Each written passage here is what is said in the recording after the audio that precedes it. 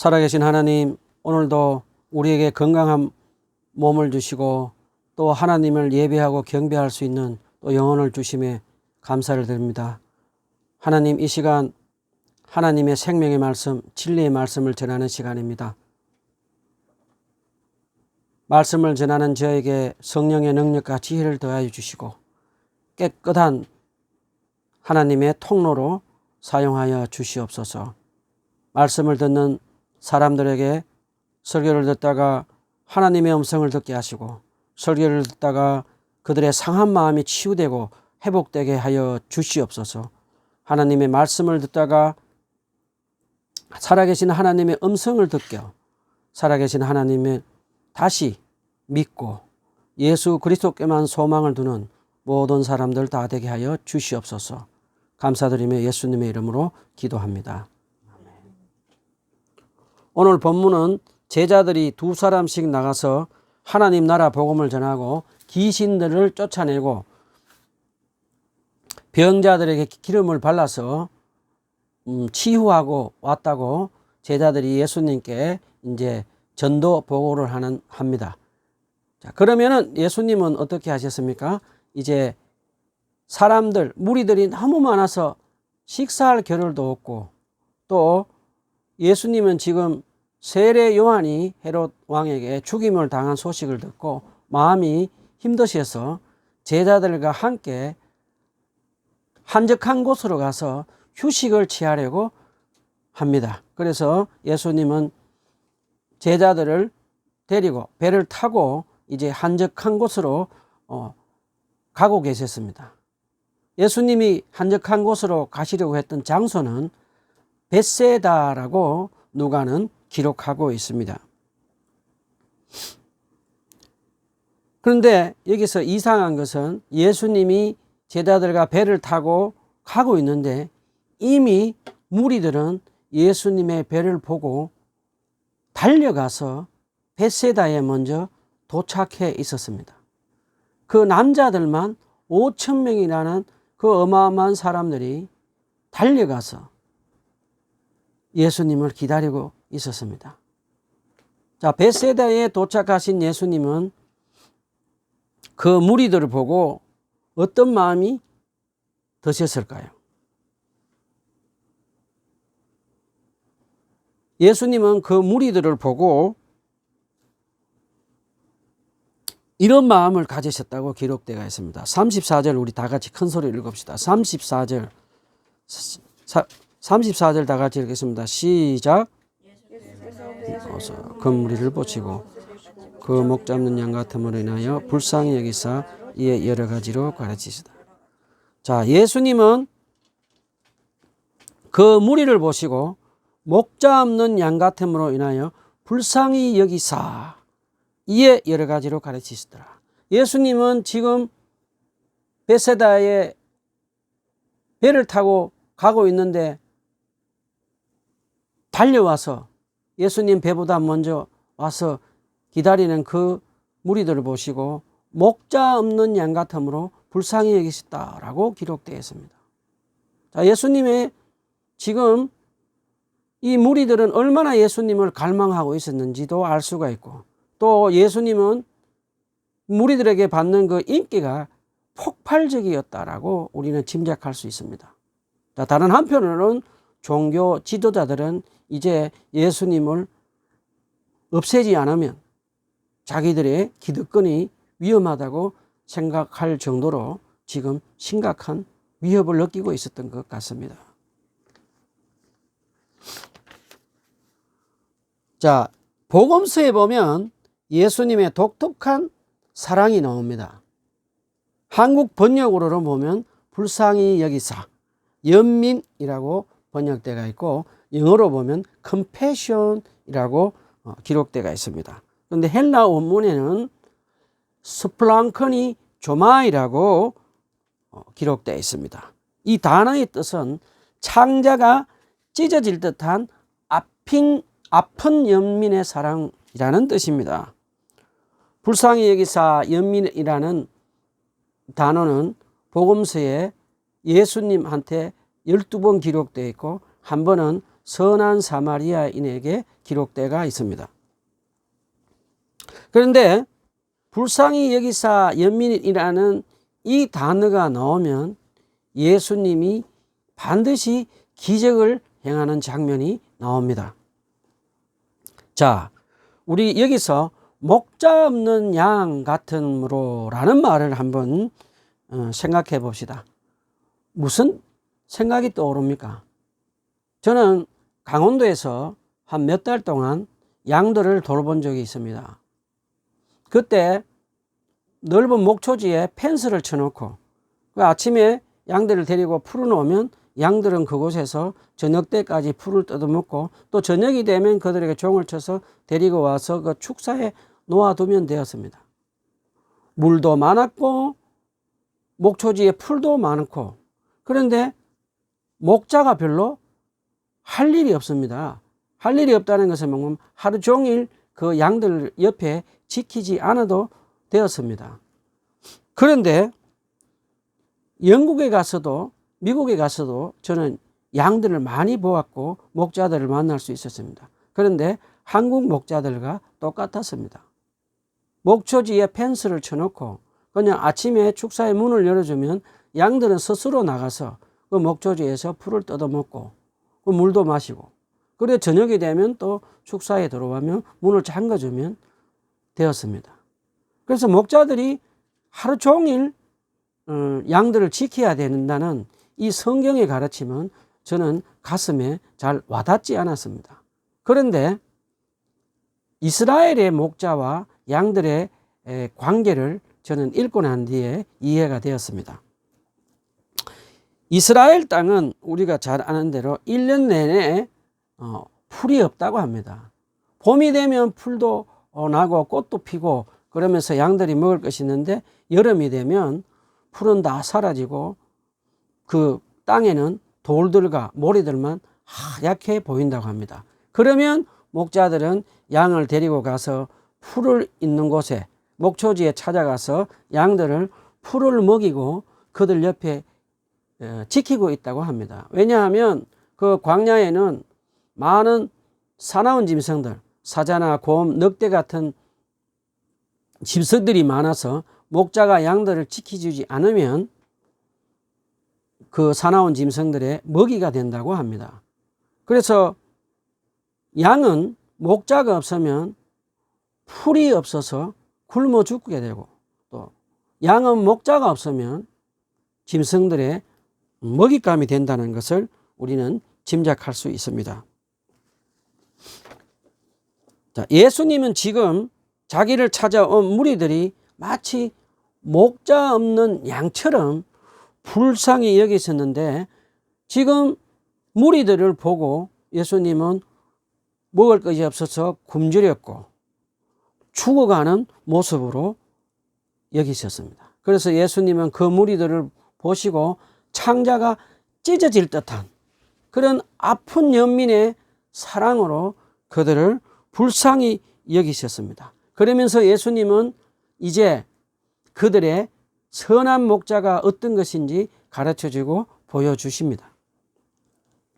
자, 그러면 우리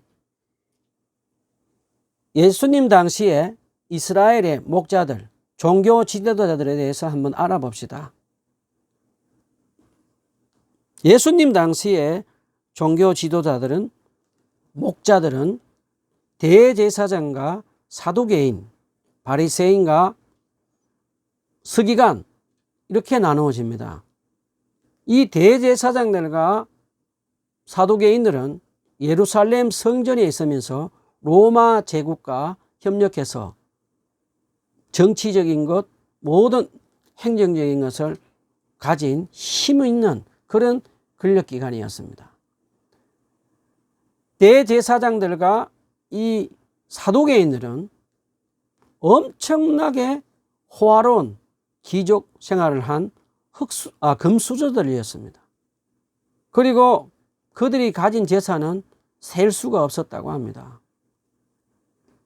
그들이 예루살렘 성전에 있으면서 벌어들이는 수입은 얼마나 엄청났는지 나중에 예루살렘 성전이 파괴되고 무너질 때 그 예루살렘 성전 안에 수많은 금괴들이 쏟아져 나왔다는 것을 기록을 보면 우리는 그들이 얼마나 화려한 생활을 하고 있었는지 짐작을 할 수 있습니다. 그리고 이 대제사장들과 사두개인들은 이스라엘 지방에 있는 땅들도 많이 소유한 그런 부자였다라고 기록되어 있습니다. 그런데 이들은 가난하고 소외된 사람들을 노예처럼 취급하고 상대도 하지 않으면서 무시하고 차별했다고 합니다. 그 다음에 이제 바리새인과 서기관들이 있는데, 이 바리새인과 서기관들은 하나님에게 빚을 진 사람들을 고발할 수 있는 그런 사법권을 가졌다고 합니다. 이 바리새인들과 이 서기관들은 가장 하나님을 대적한 것 중에 큰 죄는 구약의 하나님께서 고리대금 이자를 받지 말라고 했는데, 이들은 같은 동족들에게 교묘하게 법적으로 그 이자를 받을 수 있도록 만들었습니다. 하나님에게 빚진 자들이 그 당시 이스라엘 사람들이 많았다고 합니다. 그러면 빚진 자들을 이 서기관들은 세리를 통해서 돈을 갚지 못하는 사람들에게 고리대금과 이자를 매겨서 돈을 갈취했다고 합니다. 그러면 그 당시에 이스라엘의 소장농들이 주류를 이뤘다고 합니다. 많은 사람들이 소장농이고 가난한 사람들이었는데, 이들이 이제 로마에 세금도 내야 되고 헤롯 왕에게도 세금도 내야 되고 또 부자들에게도 지주들에게도 땅 빌리면 또 돈도 내야 되고, 또 그러면서 세리들에게도 고리대금 이자로 뜯기면서 이 사람들은 나중에 돈을 못 갚으면 결국에는 땅도 뺏기고 집도 뺏겨서 홈레스들이 되었다고 합니다. 이런 가난한 사람들을 착취해서 돈을 모으고 돈을 빼앗아서 부자 된 사람들이 바로 서기관들이었습니다. 그리고 이 서기관들은 그 당시에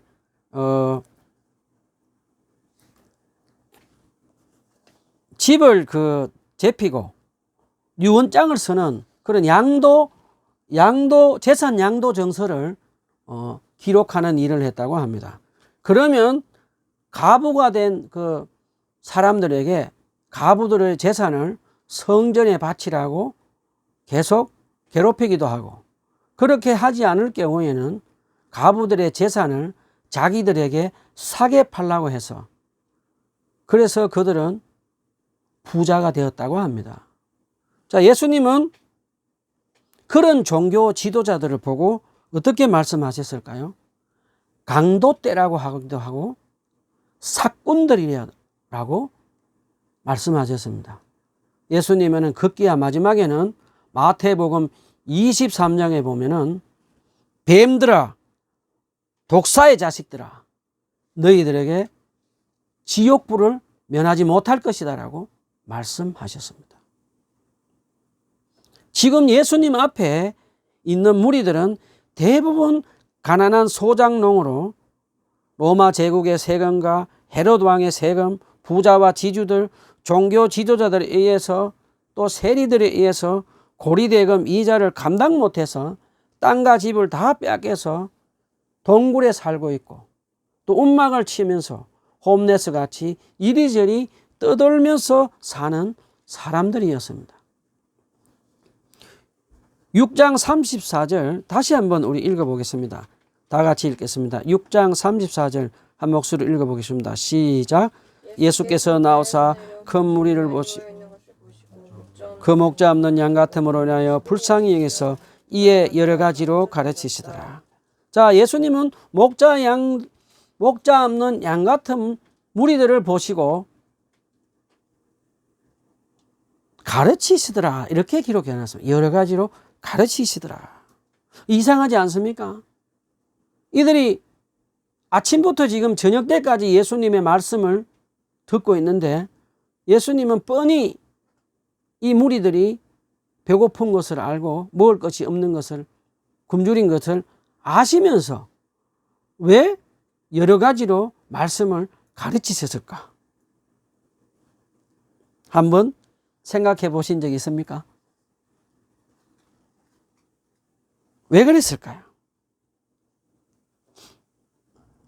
예수님은 광야에서 40일 동안 금식 기도를 하실 때 마귀가 와서 돌들로 떡이 되게 해라 고 유혹했습니다. 그 말은 돌들을 빵이 되게 했고 떡이 되게 해서 예수님도 먹고 굶주리는 가난한 이스라엘 백성들에게 먹이라고 하는 그런 뜻입니다.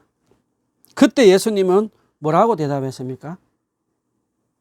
사람이 떡으로만 살 것 아니요 하나님의 입에서 나오는 모든 말씀으로 살 것이라고 그렇게 마귀의 유혹을 거절했습니다. 물리쳤습니다. 우리 여기서 질문을 한번 해봅시다. 만약에 마귀가 유혹한 대로 예수님이 돌들을 빵으로, 떡으로 변하게 해서 이스라엘 백성들을 먹였다면 이스라엘 백성들이 예수님의 말씀을 믿고 하나님의 아들로 메시아로 믿었을까요? 그렇지 않습니다. 무리들은 그렇게 했으면 예수님은 빵만 주는 빵 메시아로 그들의 경제 문제만 해결해 주는 분으로 믿었을 것입니다. 그래서 예수님은 무리들에게 모든 일을 하기 전에 최우선적으로 하나님 말씀을 먼저 듣고 순종하면 육적인 양식도 채워주신다는 것을 가르쳐주기 위해서 하나님의 말씀을 먼저 가르치시고 또 가르쳐 주셨습니다. 우리도 여기서 예수님이 무리들에게 육적인 빵을 먼저 주시지 않고 예수님의 말씀을 먼저 듣게 하도록 가르치신 것을 본받아서 우리도 하루 일과를 하기 전에 모든 일을 하기 전에 하나님의 말씀을 먼저 들어야 되겠습니다. 그리고 묵상하고 하나님의 모든 일에 앞서 하나님의 말씀을 우선하는 습관을 우리가 가져서 우리 애들에게 가르치고 또 이제 예수님을 믿기 시작하는 그런 초신자들에게도 하나님의 음성을 듣고 살아갈 수 있도록 그런 말씀을 가르쳐야 되겠습니다. 자, 본문으로 이제 다시 돌아갑시다. 그런데 갑자기 예수님이 은혜로운 말씀을 무리들에게 가르치고 있는데 갑자기 제자들이 배고픕니다 라고 하면서 예수님의 말씀을 가로막아 버립니다. 자, 제자들은 이렇게 말을 합니다. 예수님께 무리들을 보내서 각자 밥을 먹고 와서 또 예수님 말씀을 계속 가르치시면 좋겠다고 지금 질문을 합니다. 자, 우리 여기서 한번 다시 질문해 봅시다. 본문을 보면 예수님은 배고픈 줄도 모르시고 말씀을 가르치셨고 예수님의 말씀이 얼마나 은혜로웠으면 이 무리들도 배고픈 줄도 모르고 듣고 있었습니다. 그런데 제자들은 그렇지 않았습니다. 제자들은 예수님의 말씀이 너무 오랫동안 가르치니까 배가 고프다고 그렇게 제자들은 무리들을 핑계 삼아서 자기들이 지금 배가 고파니까 예수님 말씀을 더 듣기가 곤란하더라고 지금 예수님께 그런 질문을 하는 것입니다. 자, 예수님의 제자들은 지금 빨리 예수님이 이스라엘의 왕이 되어서 자기들도 높은 자리에 앉아서 사람들에게 인정을 받고 인기를 누리고 싶은 큰 욕망에 돌이 그 마음속에 꽉 처박혀 있어서 예수님의 은혜로운 말씀도 듣지도 않고 믿지도 않으면서 가로막아 버렸습니다. 그리고 더욱더 놀라운 것은 제자들은 예수님이 그동안 얼마나 많은 기적을 자기들 앞에 보여주셨는데 예수님이 누구신지 지금 모르고 이런 질문을 합니다. 6장 37절에 보면 이렇게 말씀하셨습니다. 대답하여 이르시되 너희가 먹을 것을 주라 하시니 제자들은 어떻게 합니까? 200데나리온으로도 먹을 수 없다라고 대답을 합니다. 제자들은 예수님을 얼마 전에 죽은 야히로의 딸도 살려내시고 폭풍도 잠잠케 하시고 군대 귀신도 쫓아내시고 나병 환자도 고쳐주시고 수많은 기적을 자기들 눈앞에서 행했는데 지금 예수님께 하는 말은 200데나리온으로도 부족합니다 라고 대답을 합니다. 자, 예수님 당시에 데나리온은 당시 사용하던 은전이었다고 합니다. 은전 한 잎은 노동자가 하루 일하는 하루 일당 품삯이었다고 합니다. 지금 우리 하루 일당에 10만 원이라고 계산한다면 200데나리온은 한 2천만 원이라는 돈이 됩니다. 자, 제자들은 지금 한 2천만 원 정도가 있어야지 이 사람들 빵을 사서 먹일 수가 있는데 라고 예수님께 질문을 합니다. 근데 사실은 제자들이 지금 무리들에게 빵을 먹이자 각자 흩어져서 빵을 사 먹고 와서 다시 말씀을 가르치십시오라고 질문을 하기 전부터 예수님은 무리들을 먹여야 되겠다고 생각하셨습니다. 언제 했을까요? 언제 예수님은 무리들을 보시고 빵을 먹여야 되겠다고 생각했을까요? 34절에 보면은 예수께서 나오사 큰 무리를 보시고 목자 없는 양 같음으로 인하여 불쌍히 여기사라는 그때 이미 예수님은 하나님 나라의 말씀을 먼저 가르치시고 먹일 것을 계획하고 계셨습니다. 그러시면서 예수님은 어떻게 하십니까? 너희들이 가서 떡이 몇 개 있는지 찾아보라고 하셨습니다. 그 제자들이 가서 찾아보니 보리떡 5개와 물고기 2마리가 있었다고 예수님께 대답을 합니다. 그때 예수님은 어떻게 하십니까? 때를 지어 푸른 풀밭 돌밭에 앉게 하시고 때로 100명씩 50명씩 앉게 하셨습니다. 38절을 39절에 보면 기록되어 있습니다.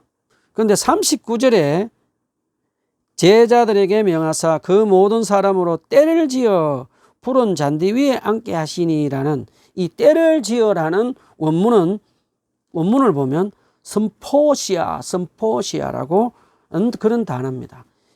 이 뜻은 일반적으로 잔치를 할 때 자리에 배치해서 식탁에 앉는 것을 얘기합니다.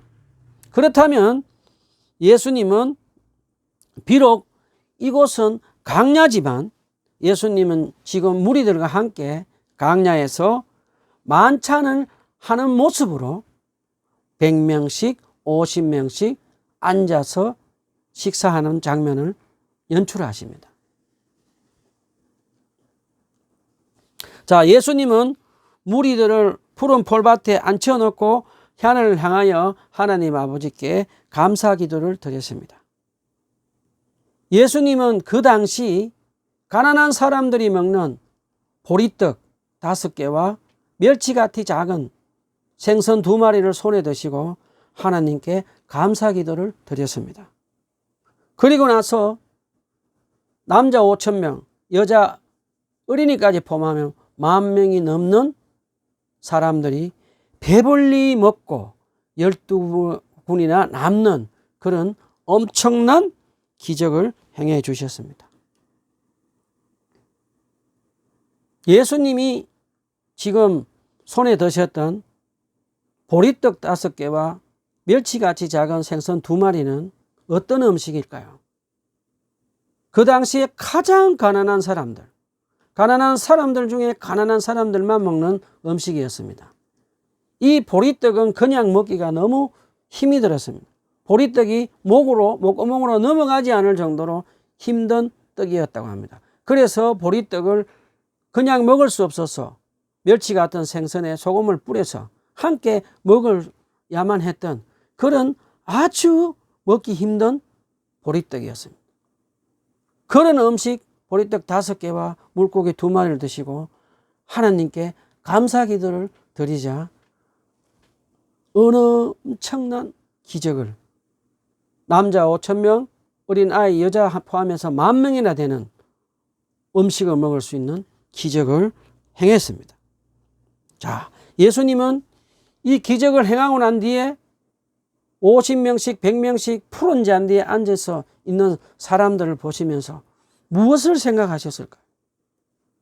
저는 예수님이 그 무리들을 바라보시면서 예수님이 이미 시작하신 하나님 나라의 복음을 듣고 들어오는, 앞으로 전 세계적으로 들어올 그런 영적 새 식구들을 생각하고 계셨을 것입니다. 글로벌 스피리추얼 뉴 패밀리를 바라보고 있었을 것입니다. 예수님을 믿고 하나님 나라에 들어와서 전 세계적으로 들어오는 그런 영적 새 식구를 예수님은 생각하고 계실 것이라고 저는 생각해 봅니다. 자, 이제 제가 간증을 한번 해보려고 합니다. 제가 간증을 할 때 여러분의 감사 기도를 통해서 하나님께서 어떤 기적을 베푸셨는지 한번 생각해 보는 그런 귀한 시간이 되었으면 좋겠습니다. 저는 제일 처음 강원도 예수원에서 재천적 신부님이 살아계실 때 거기에서 예수님을 인격적으로 만나서 하나님 나라에 들어와서 지금 살게 되었습니다. 그런데 그곳에서 저는 매주 토요일 날 감사 예배 드리는 것을 훈련을 받고 배웠습니다. 그래서 저는 그 후로도 계속 감사 예배를 드리면서 살아가고 있습니다. 저는 20년 전에 영국에서 영어도 제대로 못하고 재정적으로 굉장히 힘들고 외로웠을 때에도 저는 살아계신 주님의 말씀을 믿고 매일매일 저녁으로 하나님께 감사 예배를 드렸습니다. 그러자 하나님은 초등학교 학력밖에 없는 저에게 영국 대학교에 가서 장학금도 받게 하시고 또 신학 공부를 마치게 하시고 또 저 훌륭한 목사님을 만나서 전도사로서 또 훈련도 받게 해 주셨습니다. 또 9년 전에는 우리 가족 5명이 비행기 표만 달랑 들고 미국으로 갔습니다. 그래서 우리 5명의 식구들은 살아계신 하나님께 매일매일 감사 기도를 드렸습니다. 그런데 주님은 신학대원에서 저에게 80% 장학금도 받고 프랭크 캔들이라는 미국 형 같은 사람을 만나서 미국에서 2 교회와 프랭크 캔들 그 가족들과 친척들에 의해서 제가 미국에서 신대원 공부할 수 있도록 4년 동안 집세와 책값 그리고 생활비 등을 후원해서 살 수 있도록 주님께서 기적을 행하여 주셨습니다. 그리고 난 뒤에 저는 한국에 돌아와서 제 아내가 한 9년 동안 아플 때에도 저와 제 가족은 매일매일 살아계신 하나님께 감사 기도를 드렸습니다. 그러자 주님은 제 아내에게도 살아계신 주님께 감사 기도를 드리며 살도록 허락해 주셨습니다. 저와 제 가족은 기쁠 때도 슬플 때도 가난할 때도 매일 하나님께 살아계신 주님께 감사 기도를 올려드렸습니다. 그러면 살아계신 주님은 우리 마음 안에 기쁨을 불어넣어 주셔서 슬픔과 고난과 질병 가운데서도 기쁨을 잃지 않고 살아갈 수 있게 기적을 베풀어 주셨습니다. 자, 제가 미국에 있을 때 만났던 잊을 수 없는 한 백인 가정의 이야기를 한번 해보겠습니다. 저는 미국에 있을 때 한 500명이 모이는 백인들 교회에 다니고 있었습니다. 그때 제 막내딸이 평화가 이제 어린애라서 유아실에서 한 미국 부부를 이제 알게 되었습니다. 그 부부는 한 부인은 4명의 애들을 홈스쿨을 집에서 가르치고 있었고, 이 남편은 대학교 교수였습니다. 그래서 우리는 그 사람들과 매주 일요일날, 주일날 이제 친하게 되니까 그 집에 이제 한날 방문하러 오라고 해서 초대받아서 우리 집 식구들이 그 집을 갔습니다. 저는 가서 많이 놀랐습니다.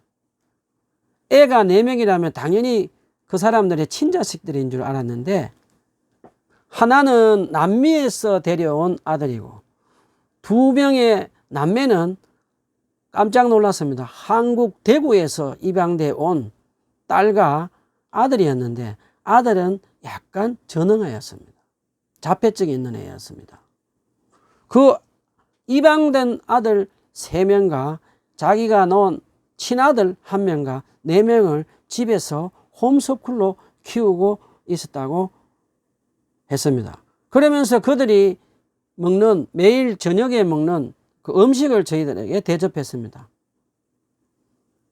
옥수수를 튀긴 팝콘과 아주 사구려 아이스크림을 내놓았습니다. 이게 뭐냐라고 설명을 해줬습니다.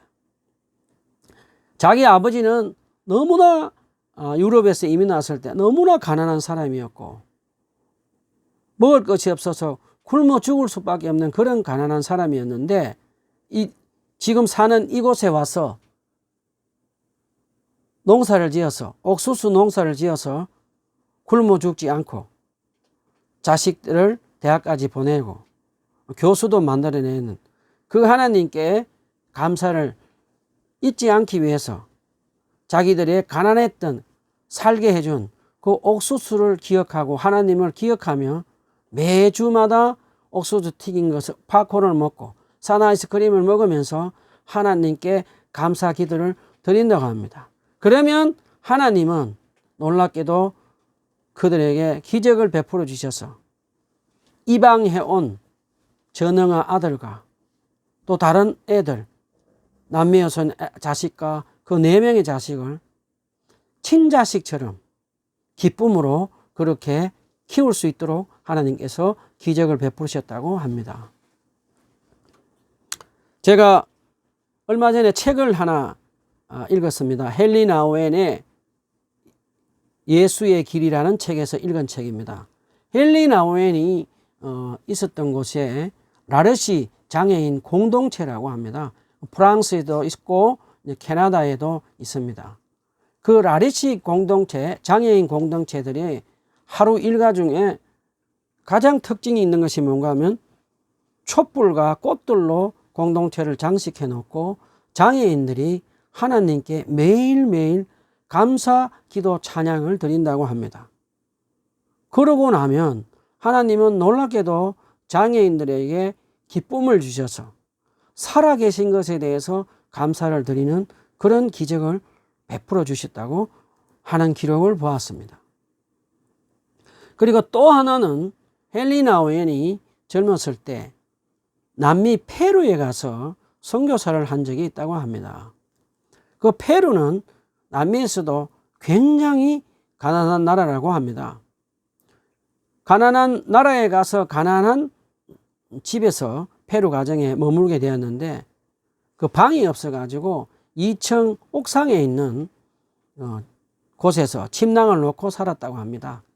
근데 헨리 나우엔이 이제 선교 생활이 다 끝나고 이제 미국으로 돌아갈 때가 되었다라고 하니까 갑자기 그 가난한 엄마가 아들에게 동전을 하나 주면서 코카콜라 작은 거 한 병, 그리고 가난한 과자, 가난한 게 아주 싼 과자를 2봉지 사서 왔다고 합니다. 그리고 난 뒤에 음악을 틀어놓고 파티를 했다고 합니다.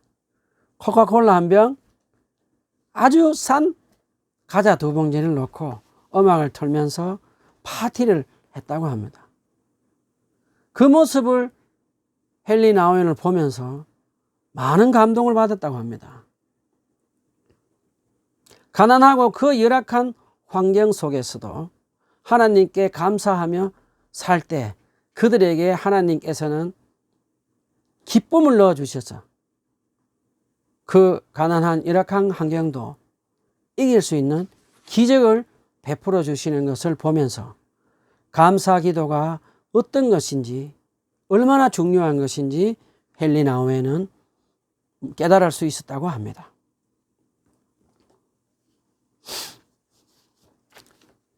제가 영국에 있을 때 신학교에서 공부를 하면서 수업 시간에 총장님께 질문을 한 적이 있습니다. 왜 이렇게 영국 교회가 텅텅 비어버렸습니까? 라고 질문을 했습니다. 그랬을 때 총장님은 이렇게 이야기했습니다. 영국이 가난했을 때는 많은 사람들이 교회에 와서 하나님께 기도했다고 합니다. 그런데 영국이 부유해지면서 사람들은 교회에 나오지 않았다고 합니다. 아프면 병원에 가고 아프면 약을 사 먹으면서 하나님께 나오지 않았다고 합니다. 그리고 두 번째는 영국 사람들이 성경에 기록되어 있는 기적을 믿지 않았다고 합니다. 독일에서 들어온 자유신학 영향이라고 했습니다. 그 사람들은 성경에 기록된 이성적으로 이해되는 기록만 믿고 하나님의 초자연적인 기적, 예수 그리스도의 초자연적인 기적은 믿지 않아서 교회가 텅텅 비어버렸다고 합니다.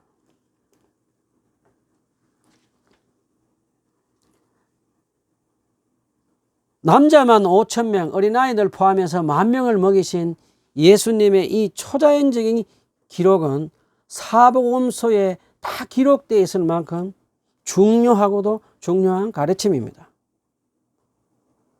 예수님의 오병이의 기적은 예수 그리스도를 살아계신 하나님의 아들이시며 천지 만물을 창조하신 창조주이심을 우리에게 가르쳐주고 있습니다. 지금도 살아계신 하나님의 아들 예수 그리스도의 말씀을 믿고 감사 기도를 드리는 전 세계에 흩어져 있는 크리스찬들에게 기적을 베풀어 주시는 살아계신 하나님이심을 잊지 말고 살아갑시다.